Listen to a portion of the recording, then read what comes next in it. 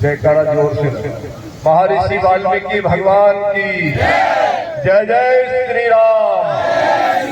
भारत माता की, भारत माता की, महाकाल भगवान की, समाधि वाले बाबा की, समस्त मंचासीन संत महापुरुष और अखिल विश्व हिंदू परिषद के अध्यक्ष परम सम्माननीय आदरणीय आलोक कुमार जी, वाल्मीकि महापंचायत के अध्यक्ष जी और जितने भी यहाँ सेला बांध करके बैठे हैं, साफा बांध के, हमारे वाल्मीकि समाज के समस्त अग्रणी पंक्ति के पंच, मुखिया, पटेल, चौधरी, आप सबको प्रणाम करता हूँ। मेरे सामने देवी स्वरूप माताएं बहनें बैठी हैं, सबको प्रणाम करता हूँ। नन्हे मुन्ने बालक बालिकाएं और पत्रकार बंधु, आज का ये सुयोग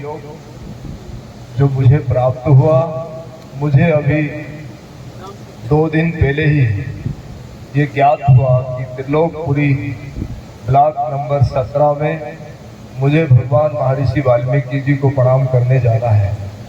और जैसे मुझे ये सूचना लगी तो मैं चंडीगढ़ के पास फतेहगढ़ साहब में एक सभा को संबोधित कर रहा था। वहां पर अपने वाल्मीकि समाज के गेजाराम वाल्मीकि पर माननीय मोदी जी ने विश्वास किया है और उनको कम से कम 70 वर्ष की आयु में टिकट दे करके उनको मैदान में उतारा है।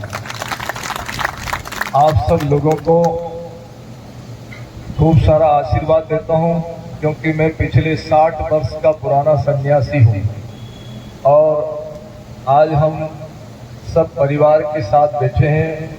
मुझे बड़ी प्रसन्नता है कि दिल्ली में हमारे परिवार के जो लोग हैं उनको भी बड़ी प्रसन्नता रही कि महाराज जी को राज्यसभा भेजा है। लेकिन आप कान खोल करके सुनो, पूरे देश में ये जो राज्यसभा में भेजने वाला जो क्रिया हुई, मैं उसको ये मानता हूं कि श्री क्षेत्र वाल्मीकि धाम उज्जैन अवंतिकापुरी राज्यसभा में नहीं गया है। फिर कौन गया है? पूरे देश के वाल्मीकि समाज के लोग राज्यसभा में गए हैं और ये सम्मान संत को नहीं मिला है। संत तो सम्मान, अपमान, यश, अपयश, सर्दी, गर्मी, बारिश, भूख, प्यास, इन सब से विरक्त रहता है।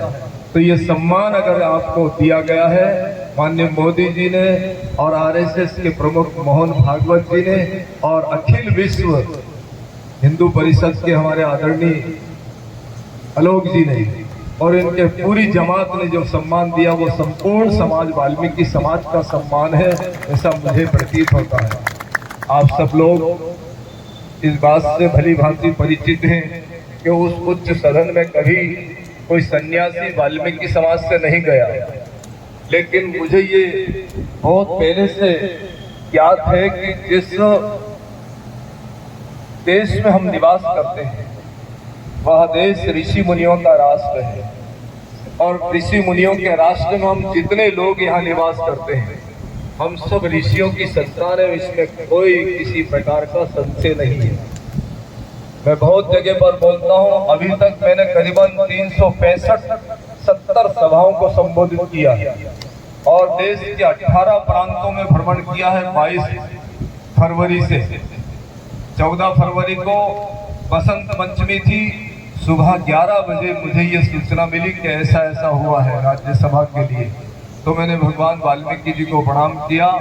तो उस दिन से लेकर के आज तक निरंतर भ्रमणशील हूँ और वैसे भी साधु तो भ्रमणशील रहता ही, उसमें तो संशय ही नहीं।